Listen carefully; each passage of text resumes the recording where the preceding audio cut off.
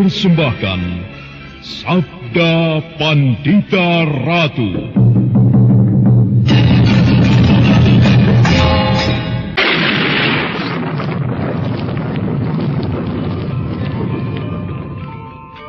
Sabda Pandita Ratu.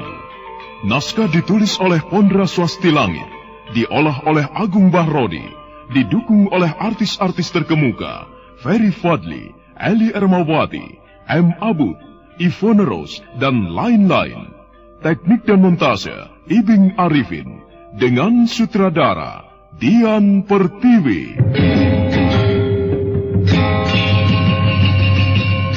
Sabda Pandita Ratu. Dalam episode ke-21 ini dengan judul Pelangi Tengah Malam. Ketika aku dan Kakang Rudobondo mendapat tugas untuk sesuatu hal, ada orang yang mencoba membegal kami berdua. Dan orang yang bernama Paraji Gading itu yang berada di belakangnya. Berani membegal Kakang Deposari yang sedang diutus oleh Sri Baginda? Iya. Bukankah itu sama halnya dengan membegal Baginda sendiri, Kakang? Itulah yang menyebabkan aku bertanya-tanya di dalam hati. Aku telah melaporkan temuanku itu kepada Sri Baginda. Namun tampaknya Sri Raja Sabatara Sang Amurwa Bumi itu belum bertindak apa-apa. Atau bahkan dengan kalimat lain, Sri Baginda tidak bertindak apa-apa. Jadi? Ya, terus terang saja. Yang aku cemaskan adalah keselamatan Tuan Putri Kendedes. Tuan Putri Ken Umang sangat membenci Tuan Putri Kendedes. Bisa saja Tuan Putri Ken Umang menggunakan tenaga orang itu untuk melaksanakan keinginannya, yang ada kalanya tidak terduga. Kakang, apakah orang yang bernama Paraji Gading itu memiliki ilmu yang tinggi, Kakang? Iya. Dalam benturan kanuragan, boleh jadi kemampuannya bisa diimbangi oleh 10 hingga 15 orang prajurit. Namun, ada satu hal yang sulit diimbangi. Apa itu, Kakang? Orang itu menguasai sejenis aji panglimunan. Orang itu bisa menghilang? Benar.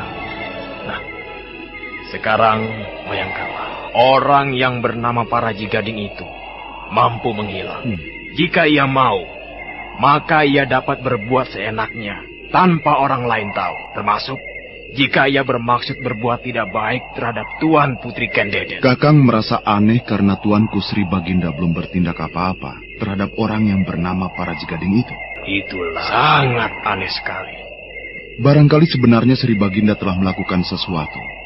Hanya Kakang saja yang belum mengetahuinya. Boleh jadi antara Sri Baginda dengan orang yang bernama Paraji Gading itu telah terjadi sebuah kesepakatan, Kakang. Kesepakatan yang kita belum tahu. Boleh jadi.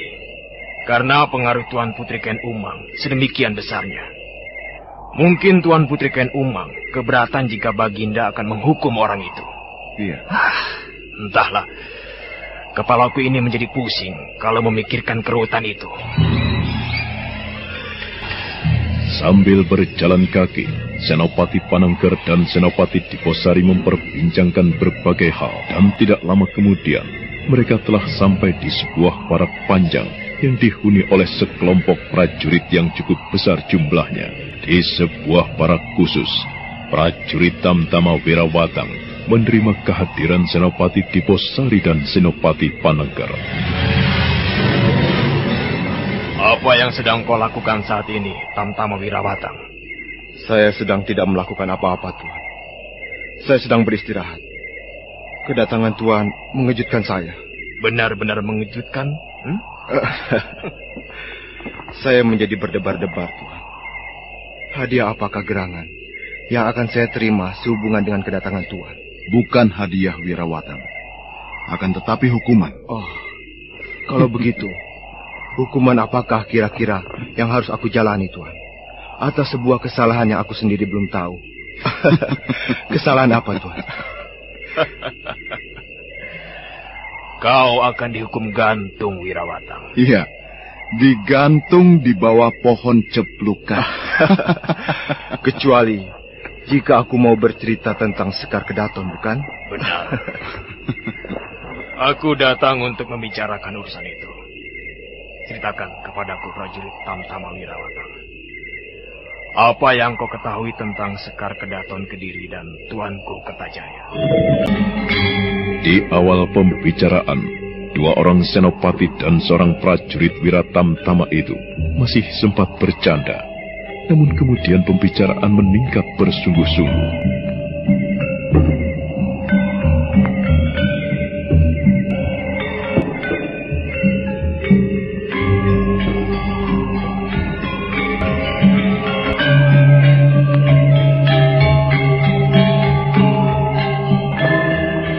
Benarkah berita yang disampaikan Adi Panengger kepadaku? Tuanku Kertajaya muncul di Singasari. Sedemikian pentingkah arti kemunculan Tuanku Kertajaya itu? Kau kira tidak penting? Di mana letak pentingnya, Tuan?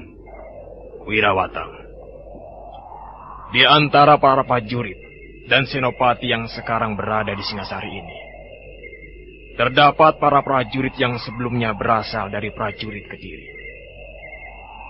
Bagaimanapun juga, mereka masih memiliki masa lalunya, yaitu saat-saat mereka mempunyai Raja Kertajaya. Kemunculan Tuanku Kertajaya itu bisa menimbulkan sesuatu yang tidak kita inginkan. Nah, kau mengerti, Wirawatang? Jadi begitu? Iya. Dan kita masih belum tahu terkandung maksud apakah Tuanku Kertajaya itu muncul di Kediri. Nah, katakan, di mana Sri Baginda Kertajaya itu sekarang berada? Sayang sekali, Tuan. Yang terjadi adalah sebuah getok tular yang jika ditelusur akan sulit dicari siapa sumbernya. Para prajurit saling memberitahu temannya bahwa Tuanku Kertajaya muncul di Singasari. Namun jika ditelusur, tidak seorang pun yang tahu. Berita itu sendiri, apakah benar atau tidak, juga sulit untuk diketahui kebenarannya, Tuan. Kau sangat yakin jika ditelusuri akan sulit? Benar, Tuan. Masuk akal. Apa yang kau katakan itu benar masuk akal, Tamtama Wirawatang. Akhirnya sulit untuk mengetahui apakah benar Tuanku Kertajaya itu benar-benar berada di Singasari atau tidak. Bisa jadi itu hanya sekedar isapan jemput. Maaf, Tuan. Apakah dengan kemunculan Tuanku Kertajaya itu terkandung maksud sebuah rencana untuk menghimpun kekuatan dan membalas kekalahan yang pernah dialami Kediri atas Singasari? Kemungkinan itu kecil, Tamtama Wirawatang. Jika demikian, apa keberatan kita jika Tuanku Kertajaya itu benar-benar telah muncul di Singasari? Sudah aku katakan, Wirawatang, kemunculan Tuanku Kertajaya itu akan menimbulkan riak gejolak. Biarpun kecil, yang namanya gejolak kalau bisa harus kita atasi. Itulah alasanku untuk menemukan Tuanku Kertajaya kalau benar-benar muncul di Singasari. Alasan yang tentu lain sama sekali dengan alasan yang akan dipergunakan oleh Adi Senopati Panengger. Iya. Bagaimanapun juga, Tuanku Kertajaya adalah calon mertuanya. Kalau soal itu, saya maklum, Tuan. Saya pikir rasa-rasanya itulah alasan yang paling tepat. Hei, Wirawatang, jangan macam-macam kau. Akan tetapi, kalau kau mampu menunjukkan atau mendapatkan keterangan di mana Tuanku Kertajaya sekarang berada, aku berjanji untuk membantu kenaikan pangkatmu dari Tamtama menjadi Lurah Tamtama. Benarkah demikian, Tuan Senopati Diposari? Iya, aku yang mempertegas. Baiklah, saya minta waktu sampai besok pagi, Tuan.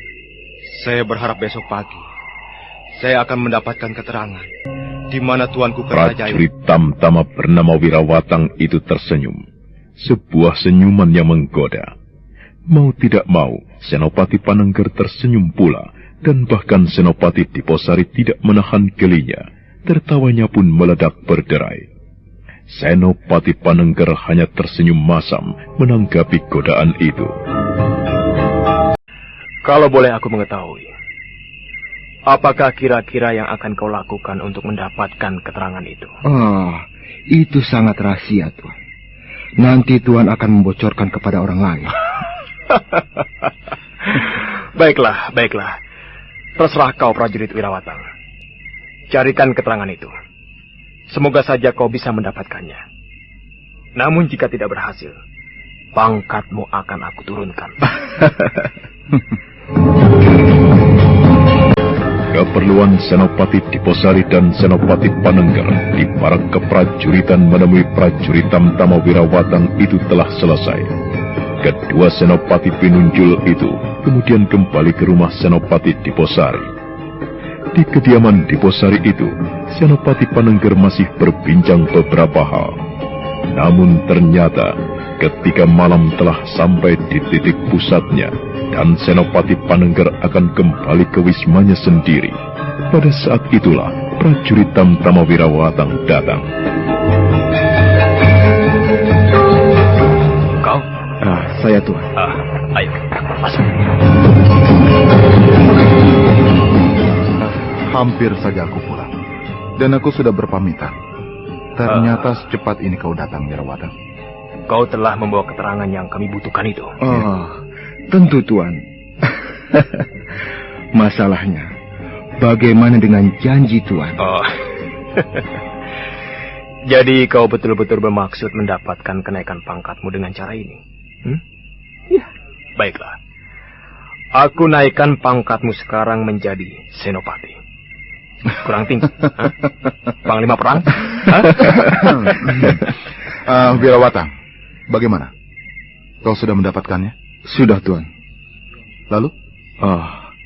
Tuanku Kertajaya ternyata memang benar berada di Singasari. Di mana? Di rumah seorang penduduk di dalam kota raja ini, Tuan. Di rumah Ki Pandan Aking. Pandan Aking. Aku mengenal orang itu. Rumah Ki Pandan Aking tidak seberapa jauh dari tempat ini. Hanya beberapa rumah di arah kanan. Dan kemudian membelok ke utara. Benar, Tuan. Dan menurut keterangan yang berhasil saya sadap itu, Tuanku Kertajaya pada saat ini masih berada di tempat itu. Bukan main, prajurit Tamtama Wirawatang. Kau telah melaksanakan tugasmu dengan sangat baik. Dan itu menumbuhkan rasa penasaran di hatiku untuk mengetahui dengan cara bagaimana kau melakukannya. Tuak, Tuan. Tuak? Bagaimana dengan tuak? Kenapa? Seorang rekan prajurit yang aku perkirakan mengetahui keberadaan si Baginda. Aku ajak minum tuak hingga mabuk. Sebuah cara yang licik. Kau sendiri nampaknya tidak mabuk. Setiap kali aku minum, aku tumpahkan lagi, Tuan. Lalu bagaimana? Maka demikianlah, Tuan. Ketika sahabat prajurit itu mabuk, aku pancing dengan berbagai pertanyaan. Ya, akhirnya keluar pula pengakuannya. Baiklah, Wirawatang. Ku ucapkan terima kasih atas jerih payahmu. Nah, sebagai imbalannya, aku dan Kakang Senopati Diposari tentu akan berusaha agar pangkatmu dinaikkan menjadi seorang lurah. Maaf, Tuan. Aku menganggap semua itu sekedar sebuah canda. Ya, kalau aku benar-benar diangkat menjadi lurah prajurit, barangkali aku akan bingung. Tidak perlu, Tuan. Biarlah semuanya berlangsung wajar saja. Sikap prajurit yang rendah hati itu justru menyentuh hati Senopati Diposari dan Panengger. Di dalam hati kedua Senopati itu seperti tumbuh niat untuk membantu kenaikan kedudukannya yang semula Tamtama untuk menjadi lurah Tamtama. Tidak berapa lama kemudian, Tamtama Wirawatang itu pun telah minta diri. Ternyata benar. Tuanku Kertajaya berada di Kediri, di rumah Ki Pandan Aking. Bagaimana? Apa yang harus kita lakukan? Apakah kita akan menemuinya sekarang? Malam-malam seperti ini. Lalu harus menunggu besok. Menunggu kemungkinan Tuanku Kertajaya itu pergi. Kakang Diposari, dalam hal ini Rasanya kita tidak perlu menggunakan rasa pekewuh lagi. Jika Tuanku Kertajaya itu masih seorang raja, tentu kita akan berpikir 10.000 kali untuk menghadap di tengah malam seperti ini. Jadi? Lebih baik kita menemuinya sekarang. Di luar tentu lintang Waluku telah bergeser sedikit ke arah barat, menandakan waktu telah melewati tengah malam. Baiklah, ayo. Maka demikianlah. Kebetulan jarak rumah Ki Pandan Aging dan Senopati Diposari tidak terlampau jauh, sehingga tidak berapa lama kemudian Senopati Diposari dan Senopati Panengger telah sampai di tempat yang dituju.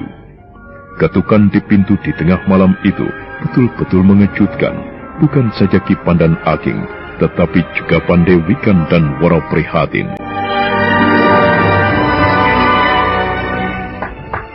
Siapa? Aku, Kiai. Aku ada perlu denganmu. Bukalah pintunya. Siapa? Diposari.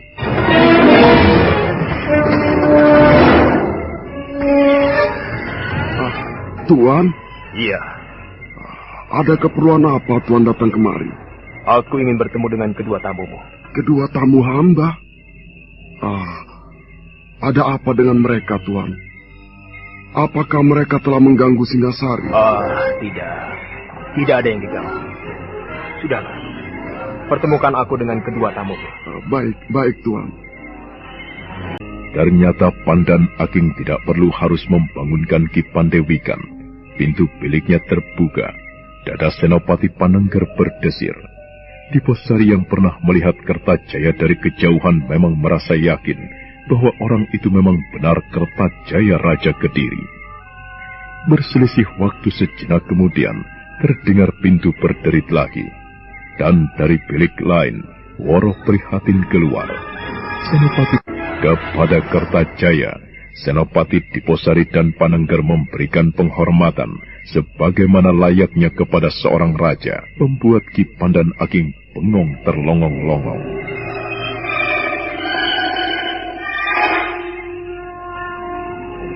Kisana Senopati mencariku. Hamba, tuanku. Malam ini, hamba memberanikan diri memaksa menghadap tuanku. Ketika kami mendengar tuanku berada di Singasari, di rumah Ki Pandan Aging. Apakah kau tidak salah panggil Kisana? Mengapa kau memanggilku dengan sebutan tuanku? Hamba, tuanku. Apakah kepada nurani tuanku sendiri, tuanku juga akan berbohong? Apakah kehadiran Kisana Senopati berdua bermaksud menangkapku? Tidak, tuanku. Sama sekali tidak. Kami tidak bermaksud melakukan sesuatu seperti yang tuanku bayangkan itu. Kalau begitu, apakah yang Kisana kehendaki? Izinkanlah hamba untuk menyampaikan sebuah pertanyaan tanpa berbelit-belit. Dengan maksud apakah tuanku bersama Tuan Putri berkunjung ke Singasari? Ki Pandewikan terdiam untuk beberapa saat lamanya. Mantan raja itu kebingungan untuk merangkai kalimat menjawab pertanyaan Senopati Diposari. Woro Prihatin, atau yang sebenarnya adalah Sekar Kedaton, melangkah perlahan dan kemudian berdiri di samping kiri ayahnya. Gadis itu juga terdiam. Adalah Senopati Panengger yang kebingungan, detak jantungnya bagaikan berpacu. Hamba akan mengulanginya lagi, tuanku. Hamba bermaksud mengetahui untuk kepentingan apakah tuanku dan Tuan Putri berkunjung ke Singasari. Apakah Singasari tertutup bagi orang sepertiku ini di sana, Senopati? Tentu tidak, tuanku. Jika tuanku melakukannya dengan terbuka. Yang tuanku lakukan adalah mengunjungi Singasari dengan diam-diam dan sembunyi-sembunyi. Ayah, apakah aku diperkenankan menjawab? Ya. Apakah aku diizinkan untuk menjawabnya, Kisanak Senopati? Silakan, Tuan Putri. Akan tetapi, sebelumnya aku ingin mengenal Kisanak. Siapakah nama Kisanak? Hamba Diposari, Tuan Putri. Dan tentunya Tuan Putri serta tuanku telah mengetahui bahwa yang berada di samping hamba ini adalah Senopati Pananggir. Kisanak, kami berada di Singasari adalah karena dorongan rasa penasaran. Seperti apa Singasari itu? Kami ingin melihat-lihat dari dekat. Hanya itu yang kami lakukan. Selebihnya kami tidak berbuat apa-apa. Dan jika kami melakukan dengan diam-diam, kami merasa cara itu yang bisa kami pergunakan. Kami tentu tidak mungkin menggunakan cara dengan berterus terang. Ya, Kisanak sendiri tentu bisa membayangkan betapa kami bahkan akan menjadi tontonan. Ya, bahkan mungkin segenap rakyat di kota raja ini akan menyoraki kami. Bukankah demikian? Benarkah itu alasan yang sebenarnya, Tuan Putri? Kisanak Senopati Diposari meragukan kata-kataku? Tentu tidak, Tuan Putri. Bahwa alasan yang Tuan Putri kemukakan, Tuan Putri dan Tuanku tidak mungkin melihat-lihat keadaan kota raja dengan berterus terang adalah sangat masuk akal. Namun tentunya ada hal lain yang belum Tuan Putri ungkapkan. Misalnya, apakah tujuan berikutnya setelah Tuanku dan Tuan Putri mengetahui keadaan Singasari? Kami tidak menyembunyikan tujuan apapun, Kisanak Senopati. Yang mendorong kami untuk melihat Singasari dari dekat adalah rasa ingin tahu, benarkah Singasari yang banyak diperbincangkan orang itu maju sedemikian pesatnya hingga melampaui batas Kediri? Hamba, Tuan Putri. Hamba lebih senang keterbukaan. Apakah kehadiran Tuanku dan Tuan Putri di Singasari terkandung maksud dan sebuah keinginan untuk melihat peluang dan kemungkinan untuk membangkitkan kembali kebesaran kerajaan Kediri yang telah tumbang itu? Pertanyaan itu benar-benar tidak diduga-duga sebelumnya oleh Waro Prihatin atau Sekar Kedaton Kediri. Gadis cantik yang membuat jantung Senopati Pananggir berdebar-debar itu jadi terdiam, rona wajahnya membias merah. Senopati Diposari mengalihkan pandangan matanya pada Kertajaya. Ki Pandewikan nampak tersenyum penuh kearifan. Ki Pandan Agingnya memiliki rumah jadi kebingungan. Lelaki tua itu berdiri bersandar pada Saka. Tangan kanannya memeluk erat Saka itu, seolah takut kalau sampai terjatuh. Ampun, Tuanku. Mohon Tuanku berkenan menjawabnya. Iya. Baiklah, Kisanak. Aku akan menjawabnya. Sebagai pihak yang kalah, mungkin aku mengalami kesulitan untuk menerima kekalahan itu, Kisanak Senopati Diposari. Kekalahan itu bagaikan mimpi buruk yang membayangi waktuku setiap saat, bukan hanya di saat tidur.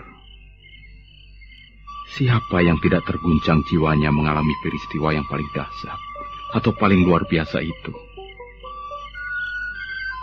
Sebuah peristiwa yang besar, yang barangkali akan terus diperbincangkan oleh siapapun, oleh anak cucu, juga oleh umat manusia di masa mendatang, bertahun-tahun sebelum sekarang ini, bahkan mungkin beratus-ratus tahun yang akan datang.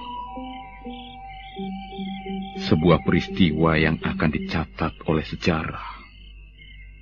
Sulit menerima kenyataan itu, Kisanak Senopati. Akan tetapi, yang sulit itu bukan berarti tidak mungkin.